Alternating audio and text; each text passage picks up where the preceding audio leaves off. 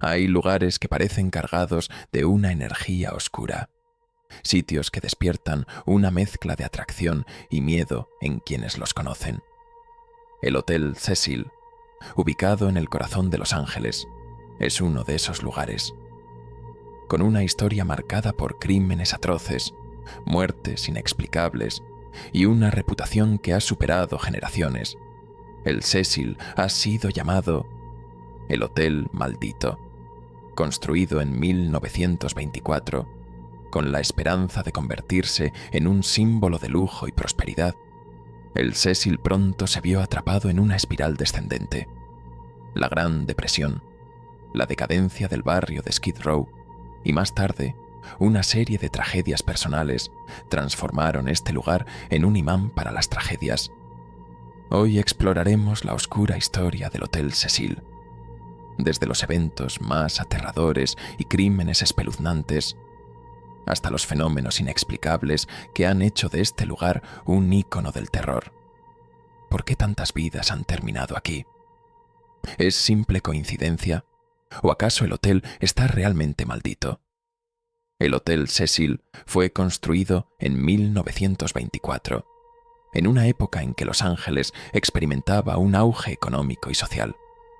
Con su arquitectura Art Deco, 700 habitaciones y elegantes decoraciones, el Cecil fue diseñado para alojar a los viajeros de lujo que llegaban al centro de la ciudad. La inversión era prometedora y su construcción simbolizaba el optimismo de una era. Pero todo cambió en 1929, con la llegada de la Gran Depresión. Los sueños de opulencia se desmoronaron rápidamente y el Cecil pasó de ser un símbolo de esperanza a un lugar decadente, rodeado de pobreza y desesperanza. Durante décadas, su vecindario, conocido como Skid Row, se llenó de personas sin hogar, violencia y abandono. El Hotel Cecil comenzó a atraer a un tipo de huésped muy distinto al que se había imaginado. Con el paso de los años, se convirtió en el refugio de quienes buscaban escapar, esconderse o enfrentar sus propios demonios. Pronto, la muerte y la tragedia se convirtieron en huéspedes frecuentes de sus habitaciones. El Hotel Cecil no solo fue testigo de la pobreza y la decadencia, sino también de algunos de los crímenes más oscuros de Los Ángeles. Uno de los casos más conocidos fue el de Richard Ramírez, también conocido como The Night Stalker. Durante su ola de asesinatos en 1985, Richard Ramírez, un asesino en serie despiadado, eligió el Cecil como su lugar de descanso. Al regresar de sus crímenes, dejaba su ropa ensangrentada en el contenedor del hotel y subía a su habitación sin que nadie sospechara. Para él, el Cecil era un refugio, un escondite en la oscuridad. Se dice que algunos huéspedes del hotel, sin saber quién era en realidad, notaban una extraña presencia en él. Era como si el mal mismo estuviera en el aire cuando él pasaba, confesó un antiguo empleado. Nunca hablaba con nadie, y sus ojos eran tan oscuros que parecían agujeros vacíos. Una noche en particular, se cuenta que al entrar al hotel después de uno de sus crímenes, Richard fue visto por una pareja de turistas.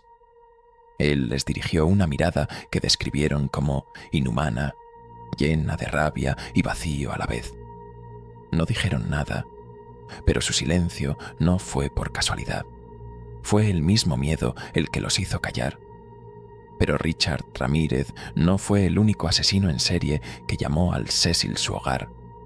En 1991, Jack Unterweger, un periodista austríaco que había sido condenado por asesinato, también se hospedó aquí.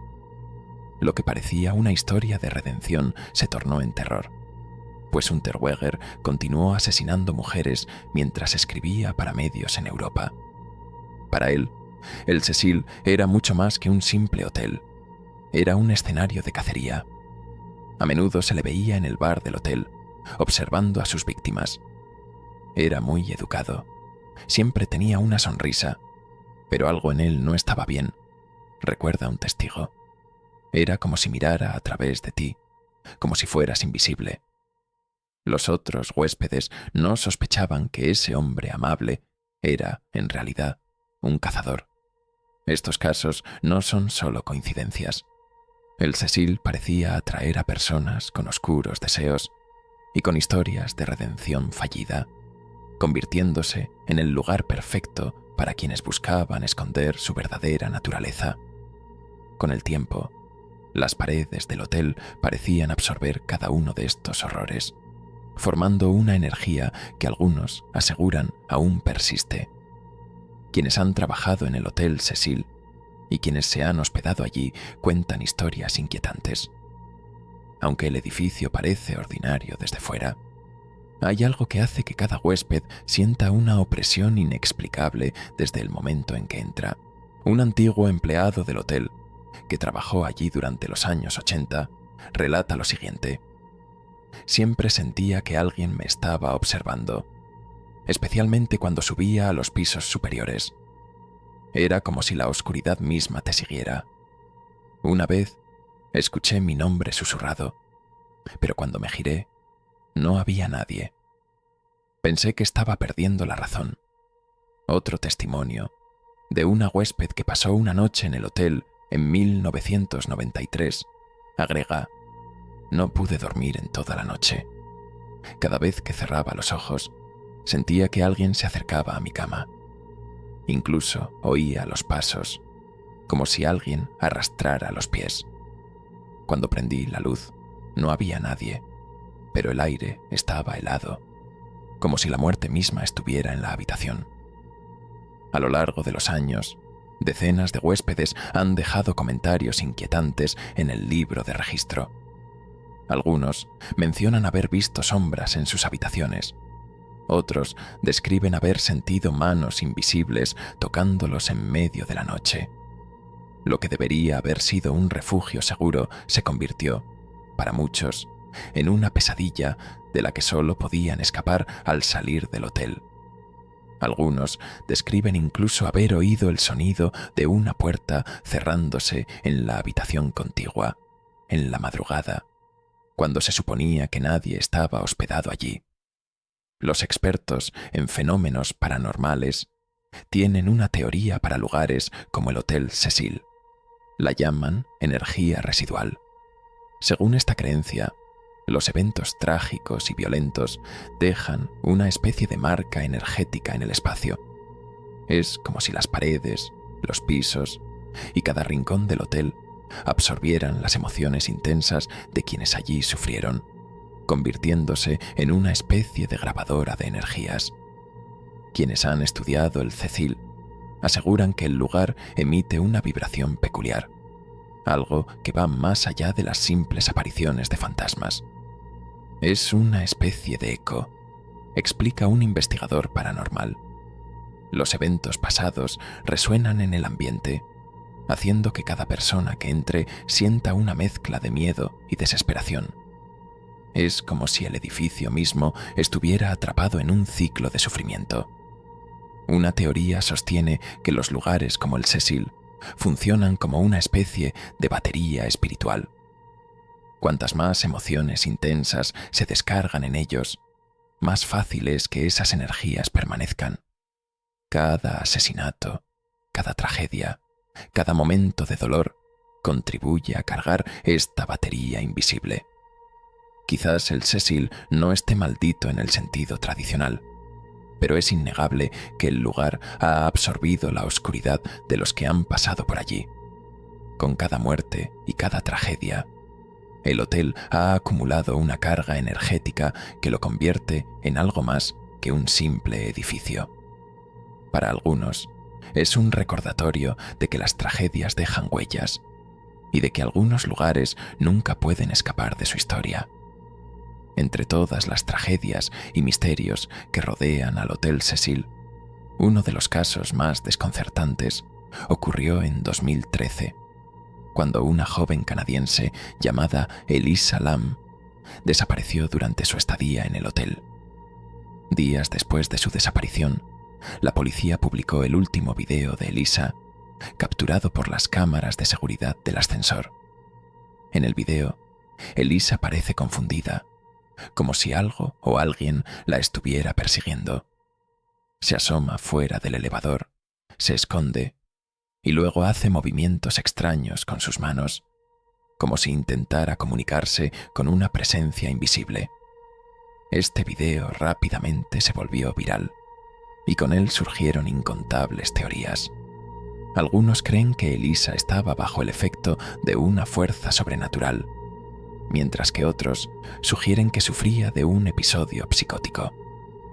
Una noche, un huésped de la planta baja comentó haber escuchado susurros y golpes que provenían de las cañerías del agua. Al día siguiente, notó que el agua del grifo tenía un sabor extraño. Fue entonces cuando la policía descubrió su cuerpo en uno de los tanques de agua del hotel. Su muerte sigue siendo un misterio.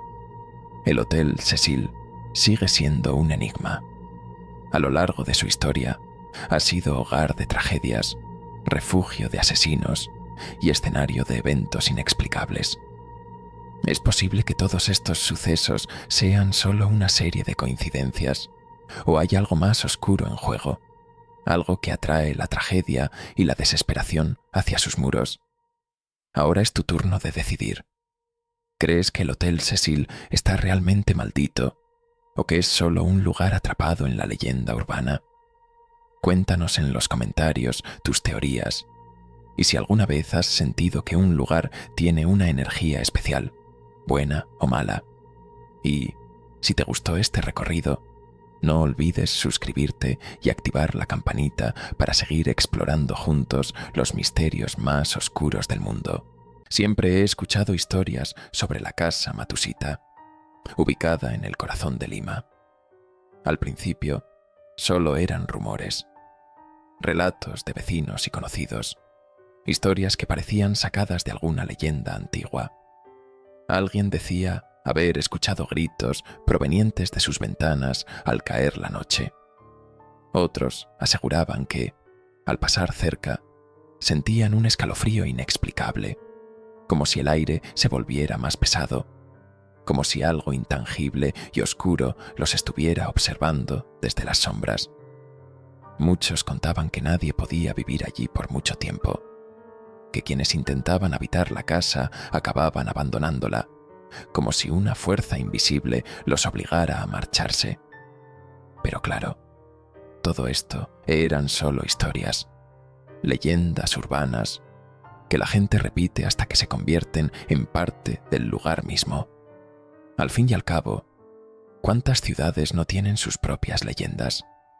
Casas donde se supone ocurrieron tragedias, edificios antiguos llenos de historias de fantasmas, lugares que todos evitan al caer la noche. Sin embargo, había algo en esta historia que me atraía, algo en la casa Matusita que no me dejaba tranquilo.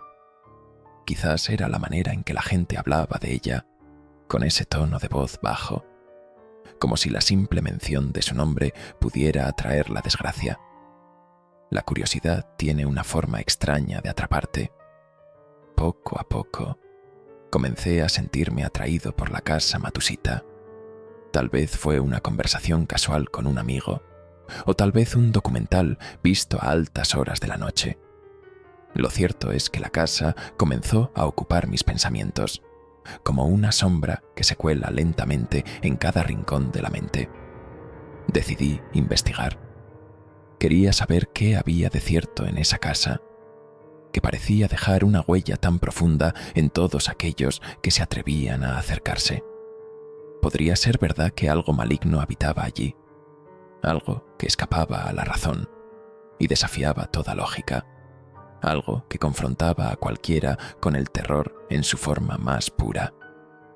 Comencé por investigar su historia.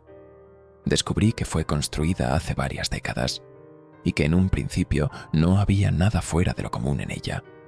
Una casa como tantas otras, ubicada en el centro de Lima, con una fachada modesta y ventanas que miraban al bullicio de la ciudad. Pero un día, algo oscuro sucedió entre sus paredes.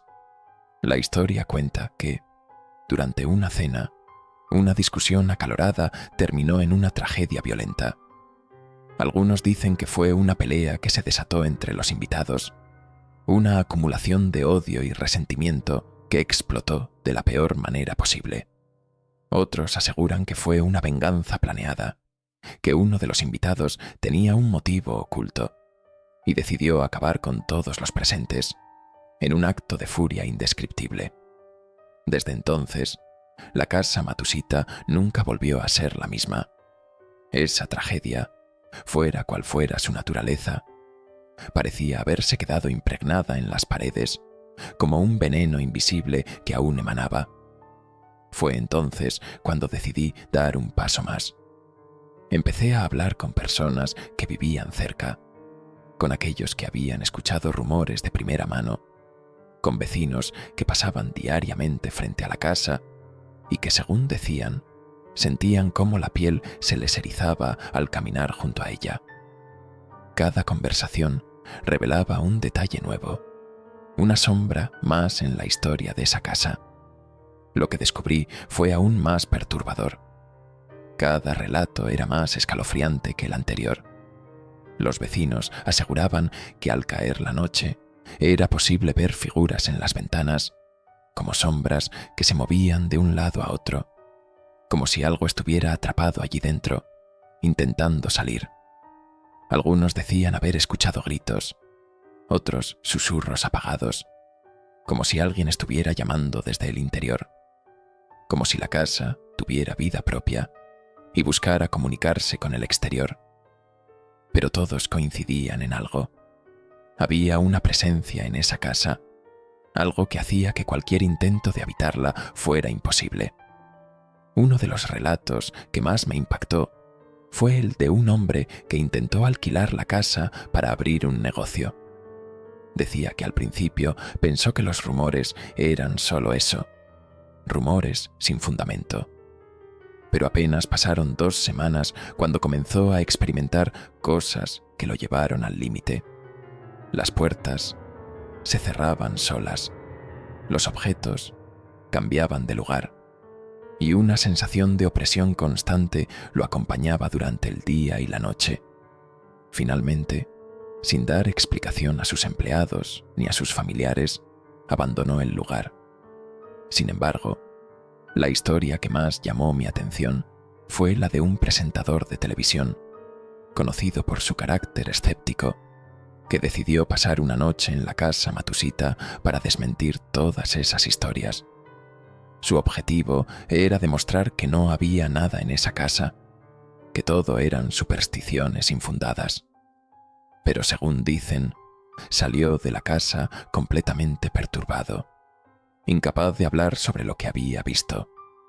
Desde aquel día, su comportamiento cambió radicalmente y jamás volvió a mencionar su experiencia en la casa. Su silencio se convirtió en una advertencia para todos aquellos que pensaban acercarse, como si la casa hubiera cobrado su cuota en él, dejándole marcado para siempre. A pesar de estos relatos, mi curiosidad creció aún más.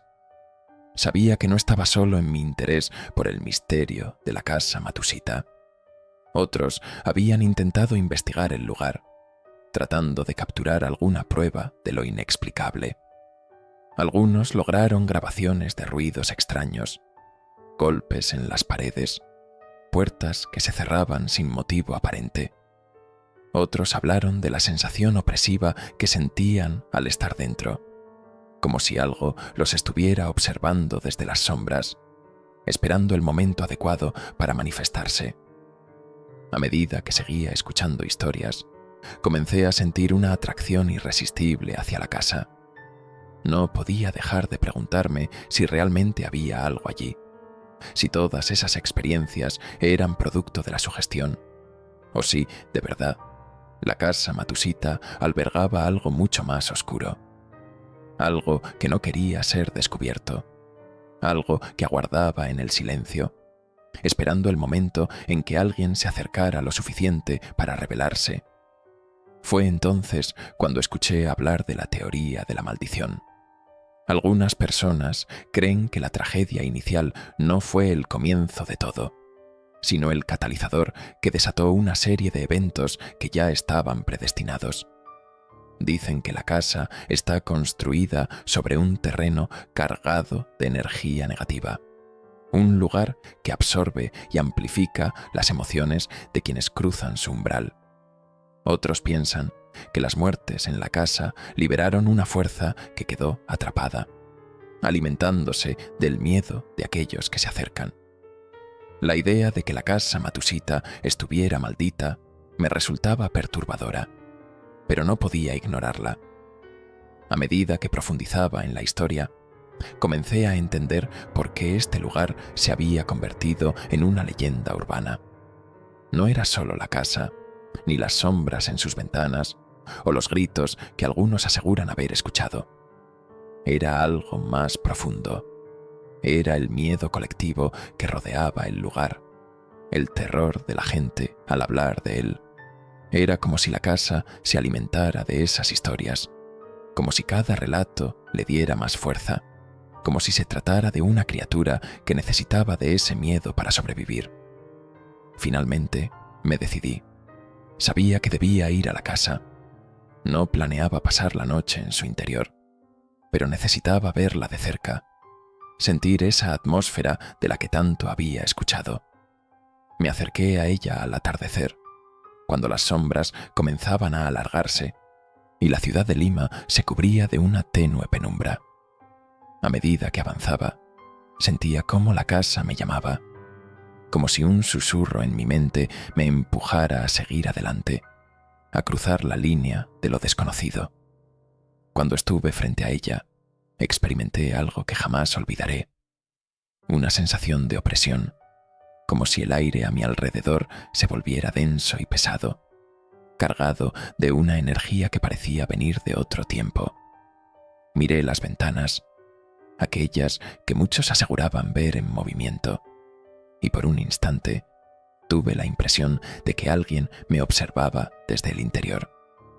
Fue solo un segundo, un parpadeo, pero fue suficiente para hacerme retroceder, como si algo en mi interior reconociera el peligro antes de que mi mente pudiera reaccionar. No pude avanzar más. Algo en mí se rebeló, como si mi cuerpo entendiera el peligro antes que mi mente. Sentí un escalofrío recorrer mi espalda y comprendí por qué tantos habían advertido sobre la casa Matusita. No era solo una historia, no eran rumores o supersticiones. Había algo en ese lugar que no quería ser descubierto, algo que me rechazaba, como si yo no fuera bienvenido. Mientras me alejaba, comprendí que el misterio de la casa Matusita era mucho más que un simple caso paranormal. Era un símbolo del miedo, una advertencia de que hay cosas en este mundo que no deben ser investigadas. Me quedé con la duda, con la incógnita de si algún día alguien descubrirá la verdad completa sobre ese lugar. En el fondo, creo que es mejor que algunos secretos permanezcan ocultos. Era una tarde cálida de otoño, cuando recibí la llamada que cambiaría todo. Mi nombre es Ricardo Peña, periodista, y hasta ese momento, un escéptico de lo paranormal. Llevaba años escribiendo sobre crímenes y temas de actualidad, pero nunca había investigado algo relacionado con fantasmas o espíritus. No creía en nada de eso. Pensaba que eran historias para entretener a las masas, un tema sensacionalista para los que buscaban asustarse. Sin embargo, cuando me pidieron investigar los sucesos extraños en una casa, en Tlalnepantla, Estado de México, sentí una extraña curiosidad. Quizás sería una buena oportunidad para desmentir el mito de lo paranormal. Los Hernández, una familia de clase media, habían comenzado a notar cosas raras en su hogar, ruidos inexplicables, objetos que se movían solos, luces que parpadeaban sin razón aparente. Al principio, pensaron que eran cosas normales, señales de que la casa, construida en los años 80, estaba envejeciendo. Sin embargo, Lo que comenzó como una molestia menor se convirtió en una pesadilla que desbordó la lógica y el sentido común. Decidí ir a investigar, preparado para descubrir la realidad detrás de lo que, en mi mente, debía ser solo un caso de sugestión colectiva. Pero lo que encontré me hizo replantear todo lo que creía saber sobre la naturaleza de la realidad. Al llegar a la casa, me recibieron Marta y Arturo Hernández. Ambos parecían al borde del agotamiento, con ojeras profundas y miradas inquietas.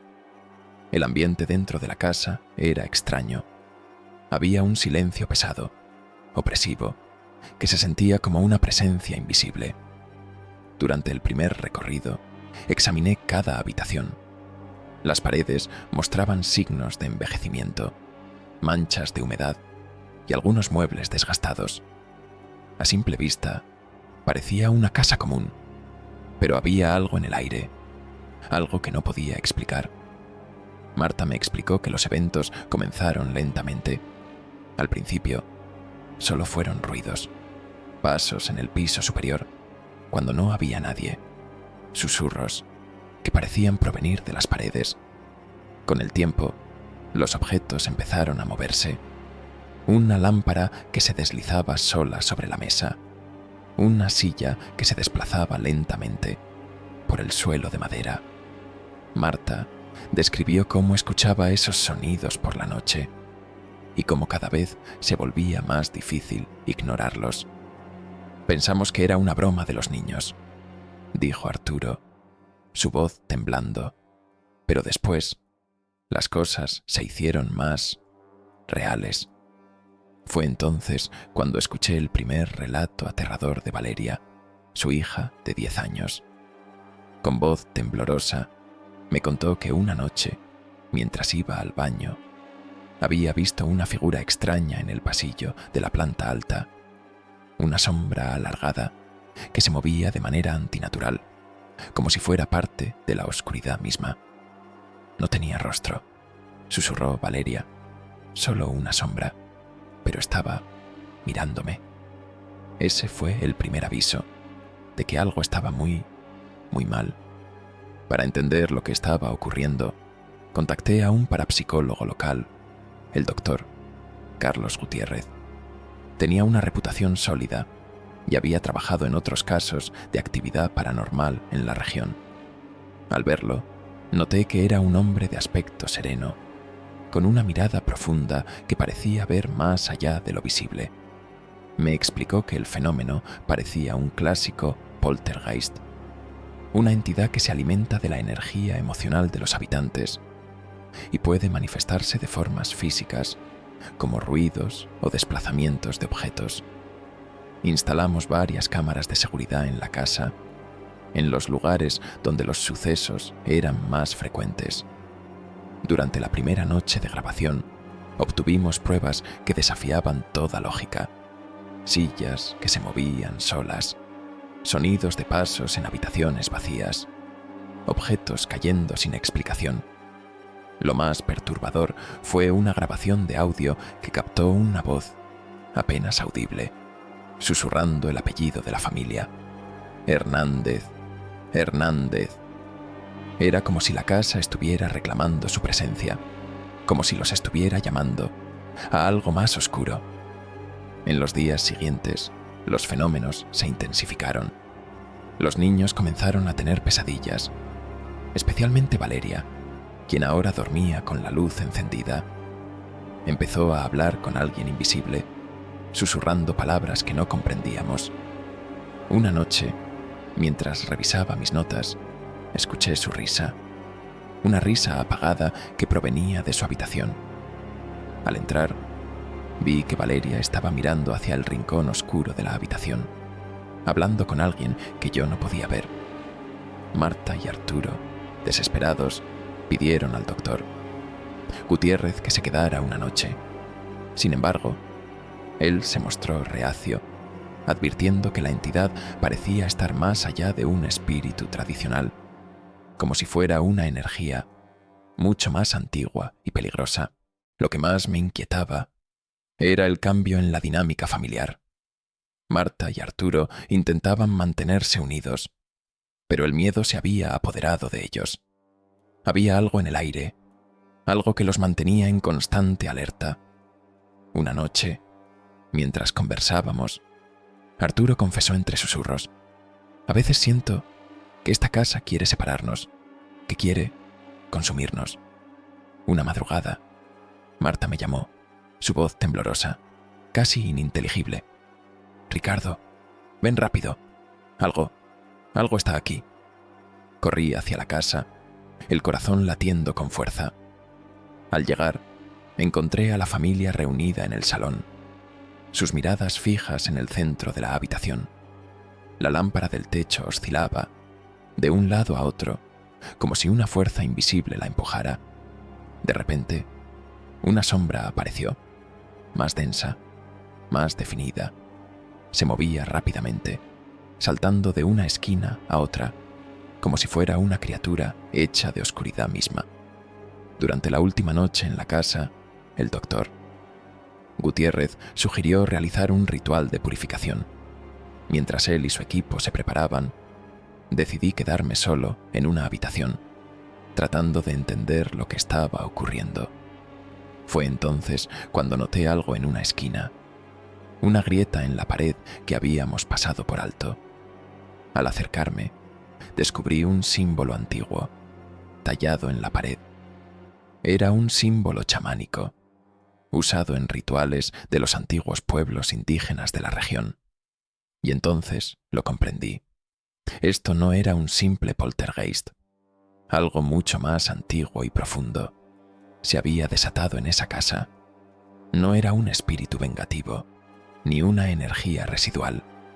Era como si la casa misma estuviera atrapada en un ciclo de sufrimiento. Un ciclo que no podía romperse fácilmente.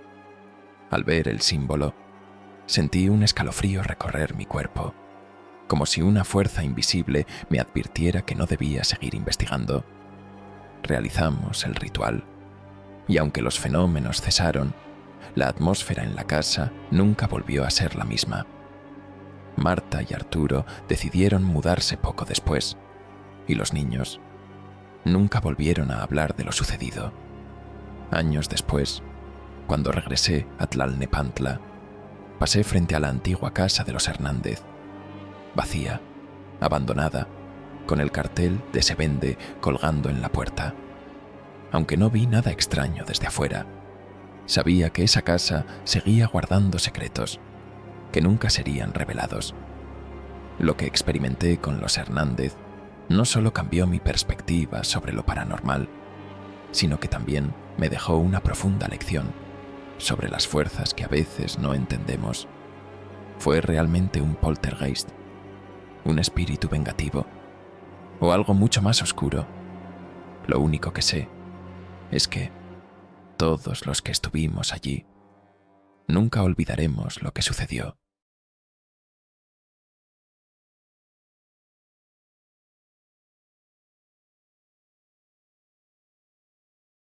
El encargo llegó un lunes por la mañana, deslizado entre una pila de expedientes que habían sido relegados a la categoría de sensacionalismo. Como periodista, solía dedicarme a coberturas serias: política, sucesos de impacto nacional, reportajes que desentrañaran verdades incómodas. Pero este caso de casa embrujada en Enfield, un suburbio común en el norte de Londres, parecía más digno de tabloides que de mi atención. Sin embargo, el editor insistió. «Es solo un par de días», dijo con tono imperativo. «Ve, escucha la historia, toma unas fotos y vuelve a escribir una pieza que explique lo que está sucediendo». Accedí, aunque con la mente en otro lado. En el tren hacia Enfield, repasé las notas preliminares sobre la familia Harper. Madre soltera, 2 hijas y una serie de fenómenos que iban desde golpes en la pared hasta objetos que, según decían, se movían solos. La lógica me indicaba que encontraría alguna explicación sencilla. Después de todo, las casas antiguas crujen y las mentes jóvenes, bajo presión, inventan monstruos. Llegué al 284 de Green Street al caer la tarde, cuando la luz apenas bañaba las fachadas y daba al lugar una extraña palidez. Peggy Harper, la madre, abrió la puerta y me recibió con un gesto cansado. Parecía desgastada, como si el miedo le hubiera robado años de vida. Me presentó a sus hijas, Janet y Margaret, quienes observaban con ojos profundos, llenos de una mezcla de curiosidad y terror. ¿Es usted el reportero? Janet, la mayor, habló con voz temblorosa, como si formular la pregunta pudiera invocar aquello de lo que huían. Asentí, sacando mi libreta y preguntando por los detalles. Empezaron a contarme de los golpes, del frío repentino en el aire, de cómo las sillas se movían, los cajones se abrían y las voces, aquellas voces graves y distantes, resonaban por las paredes. Era una historia que podía desentrañar con algo de tiempo y paciencia, o eso creía yo. La primera noche la pasé en la sala, rodeado de cuadernos, grabadora y una cámara prestada. Los Harper me habían acomodado allí después de una cena rápida, en la que poco se dijo. Janet apenas probó bocado, y Peggy, nerviosa, miraba constantemente hacia las escaleras, como si temiera que algo bajara desde la oscuridad. A eso de las 11 de la noche, cuando el silencio había envuelto la casa y las luces de las otras viviendas se apagaron una a una, escuché los primeros golpes. Comenzaron como un tamborileo suave, lejano, y pensé que serían tuberías viejas.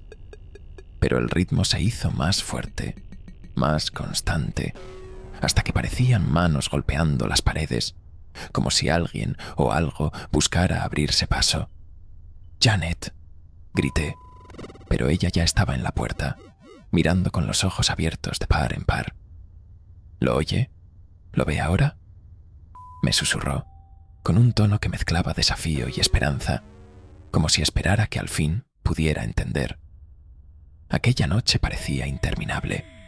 Los golpes resonaban por toda la casa, variando en intensidad y dirección, como si se movieran entre las paredes de un cuarto a otro, buscando a tientas. El eco se volvía tangible, y el aire de la sala se sentía pesado, cargado de una humedad helada que me calaba hasta los huesos. Pasaron horas antes de que finalmente cesaran, y cuando lo hicieron, una inquietante quietud se apoderó de la casa. No pude dormir. Tenía los nervios crispados, la cámara lista y la grabadora encendida, esperando captar cualquier ruido. El siguiente sonido que escuché no provenía de las paredes, sino de mi propia cabeza. Una voz interior que decía: «Esto es ridículo. Todo tiene una explicación». Sin embargo, una sombra de duda se había plantado en mi mente. A la mañana siguiente, me propuse hacer un recorrido detallado de la casa. Quería encontrar grietas, tuberías viejas, alguna falla en la estructura que justificara esos ruidos. Mientras exploraba, Peggy me seguía de cerca, observando en silencio.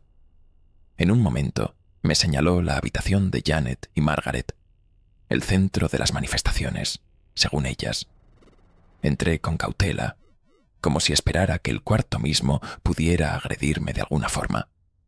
Las paredes tenían arañazos, y en la ventana noté un rastro de humedad. Me acerqué y pasé la mano por el marco. El vidrio estaba helado, algo inusual para la temperatura de ese día. Peggy notó mi inquietud. «Es peor por las noches», dijo en voz baja. «Siempre comienza allí». Anoté todo. Tomé fotos, grabé las declaraciones de Peggy y su testimonio de cómo su hija, Janet, parecía estar cambiando. «No es solo el miedo», decía Peggy. «Es como si algo se apoderara de ella por momentos». Intenté mantener mi postura escéptica. Pensé en el estrés psicológico, en las tensiones familiares. Quizá era un caso de histeria compartida, pero conforme avanzaba el día y las niñas contaban más detalles, Empecé a sentir una incomodidad que no podía ignorar. Janet hablaba de la voz que escuchaba a veces cuando estaba sola en la habitación. Un susurro grave, insistente, que la llamaba por su nombre. Esa noche decidí quedarme despierto junto a las niñas. Peggy dormía en el sofá de la sala, agotada y desconfiada de mi presencia, pero resignada a que cualquier ayuda, por mínima que fuera, podía aliviar la situación. A medianoche, Janet se despertó con un grito desgarrador. Margaret también se levantó de un salto, pero no se acercó a su hermana, como si supiera lo que vendría. Janet estaba sentada en su cama, inmóvil, con los ojos entreabiertos, pero sin ver realmente. Sus labios se movían como si estuviera susurrando, pero su voz era distinta. Era más profunda, más fuerte. Decía palabras en un idioma que no logré identificar, una serie de sonidos guturales y repetitivos. Las luces de la habitación empezaron a parpadear, y de repente todo se quedó en completa oscuridad. El silencio se hizo denso, hasta que un zumbido bajo y vibrante comenzó a resonar en el aire. En la penumbra distinguí una figura en el rincón del cuarto, apenas visible por un tenue reflejo de luz que entraba desde el pasillo. Una figura alta, delgada, encorvada, que parecía observarnos en silencio. Mi respiración se cortó, y antes de que pudiera reaccionar, el zumbido cesó. Las luces regresaron, y la figura había desaparecido. Janet cayó de golpe sobre la cama, como si hubiera despertado de un trance profundo. Cuando la ayudé a levantarse, me miró con los ojos llenos de miedo, casi sin reconocerme. Él estaba aquí, ¿verdad? Zrenia, me susurró. Y en ese momento ya no pude ignorar lo que estaba sucediendo. Después de esa noche, mi enfoque cambió. Comencé a investigar casos similares, buscando conexiones, posibles patrones que explicaran lo que estaba viendo. Sin embargo, mientras más intentaba encontrar respuestas racionales, más me enfrentaba a la posibilidad de que lo inexplicable era real. Empecé a revisar mis propias grabaciones, mis notas, cualquier indicio que me recordara que mi razón seguía intacta. Pero las grabaciones captaban ruidos que yo no recordaba haber escuchado. Voces, susurros apenas audibles, y un nombre repetido una y otra vez en diferentes puntos del audio. Janet. Las fotos que tomé mostraban sombras en las esquinas, manchas oscuras que no parecían responder a ninguna fuente de luz visible. A pesar de todo, seguía resistiéndome a admitirlo. Mientras la familia Harper se hundía más en el caos, mi conexión con ellos creció de manera inevitable. Peggy me miraba con desesperación en los ojos, buscando en mí una salvación que yo mismo necesitaba. Y Janet, la niña que inicialmente consideré sugestionada, se había convertido en el epicentro de este fenómeno que cada vez parecía más real. Una madrugada, después de un par de días de aparente tranquilidad, escuché golpes mucho más intensos y persistentes que antes. Era como si las paredes mismas latieran. Peggy entró corriendo, arrastrando a Margaret, mientras Janet permanecía en su habitación. La encontré sentada en la cama, con la mirada perdida, su cuerpo rígido y su voz murmurando una letanía. Intenté despertarla, pero no reaccionó. En un último intento, encendí la cámara, solo para que, en el momento en que enfoqué, el aparato se apagara súbitamente. Las luces titilaban y la habitación se enfriaba cada vez más. Sentí un peso en el pecho, una presencia que me rodeaba y amenazaba con absorberme. La voz de Janet cambió, y cuando me acerqué, vi sus ojos completamente en blanco. La oscuridad de la casa se sentía viva, respirando a través de las paredes. Fue en ese momento, con mi razón hecha pedazos, que comprendí que estaba ante algo que iba más allá de cualquier explicación racional. La mañana siguiente, me despedí de la familia Harper sin prometerles nada. El terror se había vuelto tan profundo que ni siquiera mi presencia podía ofrecerles alivio. Regresé a Londres, tratando de recomponerme, de encontrar una forma de plasmar lo que había vivido en palabras. Pero cada intento parecía insuficiente. Lo que ocurrió en esa casa iba más allá de la comprensión humana. Escribí el artículo, pero nunca publiqué toda la verdad. Lo que sucedió en la casa de Enfield se quedó grabado en mi mente y en mi cuerpo. Y aunque volví a mi vida cotidiana, algo de esa oscuridad me seguía. Porque hay experiencias que una vez vividas te marcan para siempre. Y cada vez que cierro los ojos, vuelvo a escuchar esos golpes, los susurros, y me pregunto si algún día esos mismos ecos vendrán a buscarme también.